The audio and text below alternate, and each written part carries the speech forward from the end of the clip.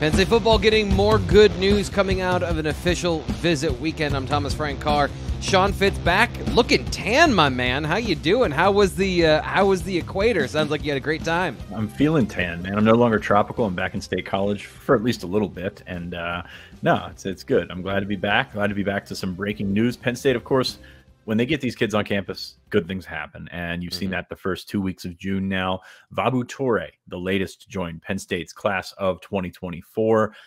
Safety from Irvington, New Jersey. 6'1", 195 is what we have him as. Actually, we have him a little bit lower on 3, but checked in 6'1", 195 this weekend at Penn State, and he left a Penn State commit. So did it on his own time, so we're pre-recording this video, but another quality pickup for Penn State.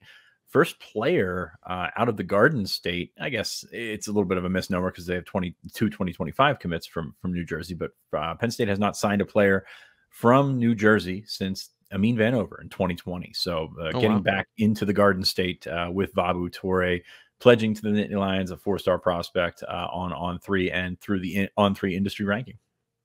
So Anthony Poindexter, let me ask you this. Did he go 2 for 2 with his top targets in this cycle? Because that's what it seems like. DeJuan Lane, he commits, very little drama. Is that a fair assessment of the 1-2 on the board are Nittany Lions? I think so. I mean, it's more top tier than anything. Like, he's got some guys that he's going after. I mean, we knew that Kaj Sanders was scheduled for an official visit for later in this month, but you look at the way that they arrange these things. DeJuan Lane comes in, and commits the first weekend of June. Toure comes in the second weekend of June. So get a little sense of the pecking order there. Now he's, of course, got some lines in the water nationally. Going to try and get some other guys in to visit. But you look at this defensive back class, and it's filled up pretty quickly. Lane and Toure joining John Mitchell, Antoine Belgrave-Shorter from Florida, and Kenny Wosley from Philadelphia. So a bunch of defensive backs. Penn State's always recruiting defensive backs, and the way that they're putting them out there and playing, I think it's getting a little bit easier for Terry Smith and Anthony Poindexter. Another big safety.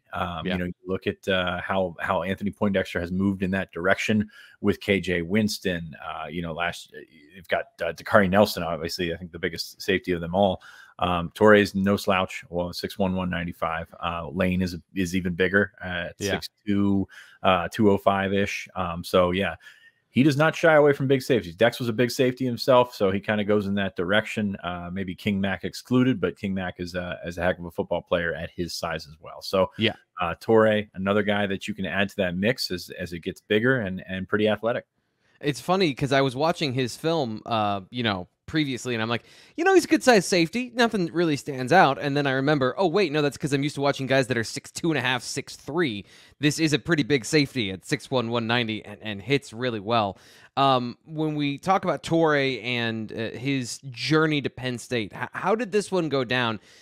These safeties seem to be pretty quiet compared to some of the other positions. So what's the relationship been like there, and what do you know about his commitment story getting hit to the Nittany Lions? He's been to Penn State 4 times, came very early in his recruitment with Aiden Schuler, who ended up at Notre Dame. So he's been on Penn State's radar for a long time. They offered in March of 2022, came back last summer, I believe, and then for a game, for the Ohio State game in October. January was a big visit for him because he was supposed to come in, and this is a guy that's been on and off with visits, like not just for Penn State, but like he would have a visit set up and then he just wouldn't go, transportation issues, etc. there. But he came in a day before the junior day in late January. So it gave him a chance to get a little bit more of a personal day, that unofficial visit. It looked like for a while it was shaping up. Penn State, Ohio State, and Oklahoma. Went out to 2 games at Ohio State. He's been to Oklahoma before, actually had official visits scheduled to Kentucky and Oklahoma. Ohio State kind of faded there in the last couple of months. But this was a kid, he went out and he did visits in the winter, and then he was like, you know what, I'm just going to wait for my official visits. We had talked about him coming to the spring game, the blue-white game at Penn State. He didn't make that trip. I don't know that he took a trip between that Penn State trip in late January and then, until he got into the summer. So kind of took his foot off the gas for a while. So I think that's why it got so quiet. I remember I was doing my big board in May and we had Toure on it, but like there was no impetus for a decision whatsoever. Like he was not looking to do anything. But he got on campus at Penn State over the last couple of weeks. It became more and more evident that Penn State felt good about where they stood with him and pushed him over the edge this weekend on that official visit. So you mentioned a couple of national prospects. Want to stay mostly on Toure, but that was very interesting. Of a class that's very full with, I believe now 18 commits in this class, and still fishing for some more safeties, but having 2 on board. This is one of those national prospect. If you get them, they're elite talents. You're not saying no to anybody sort of situation, right? Yeah, I think so. And you Okay. look at the way that they recruit defensive backs, and they're happy to move corners over. So I think you overstock on a corner, and maybe try and figure out the rest from there. Antoine Belgrave Shorter is a guy that I look at in the Penn State's class and say, hey, that guy could be a really good safety as well. He's a really good corner, of course, teammates with John Mitchell at Mandarin in Jacksonville. But I think that's a guy that you could look at.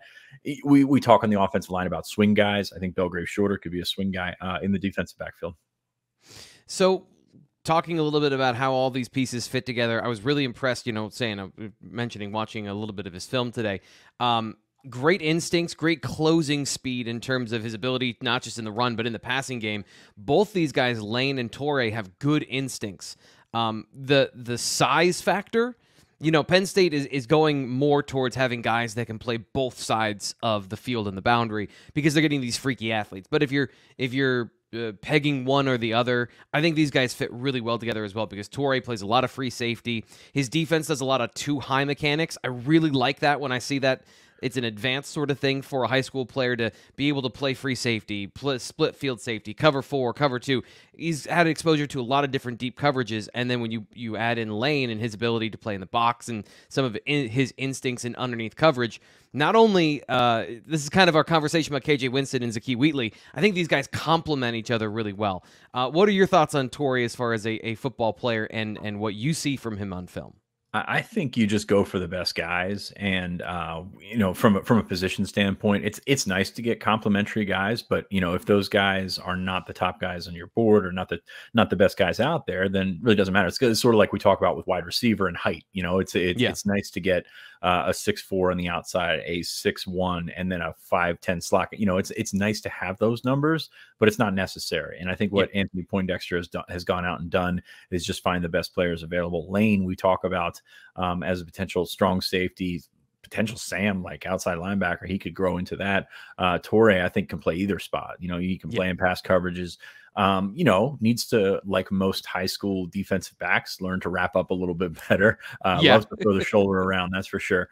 But no, I think he's got the skill set to play both. And at some point when you're Anthony Poindexter, you're looking to get these guys and say, hey, let's just get them onto the field, figure it out later. It's really nice that Zakee Wheatley and KJ Winston complement each other. But at the same time, I mean, you've had pairings where you have similar style safeties, and it just kind of works out. It works itself out in the end.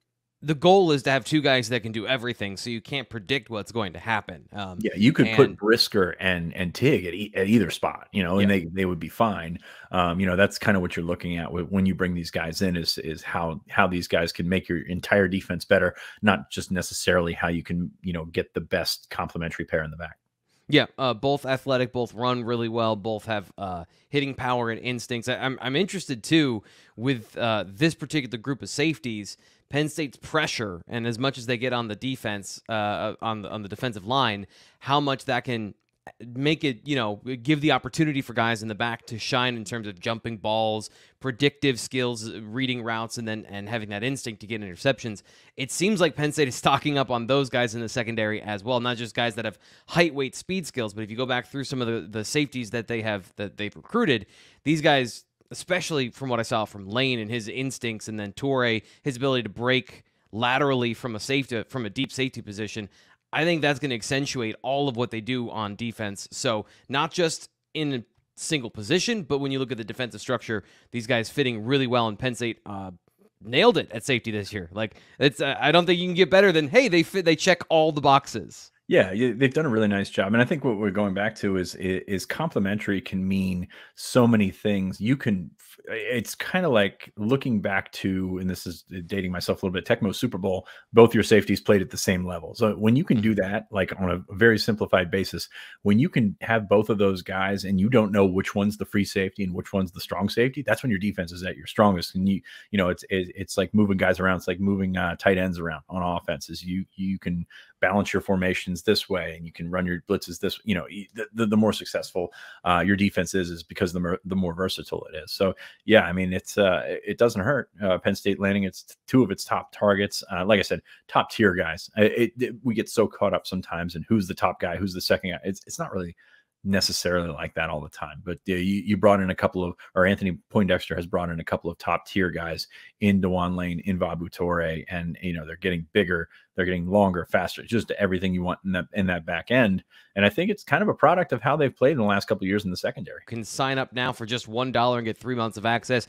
June is going to be super busy. Andy Frank said it the other day, or it was Terry Smith said the other day, June is the busiest month of the year. There's so many things going on, from camps to official visits to just nonstop. So if you want that inside information from Fitz and from Ryan, sign up right now for just $1. Literally $1. Few things are that valuable, or give you that good of a value. My favorite thing, though, is you get the value for the year, $49.99 for just 1 year of access. That is a great deal as well. And of course, subscribe here to the Blue White Illustrated channel on YouTube, because it's totally free and you get breaking news updates. I'm Thomas Frank Carr. He is Sean Fitz. We'll be back with the next breaking news, the next live show, all kinds of content coming to you this June from Blue White.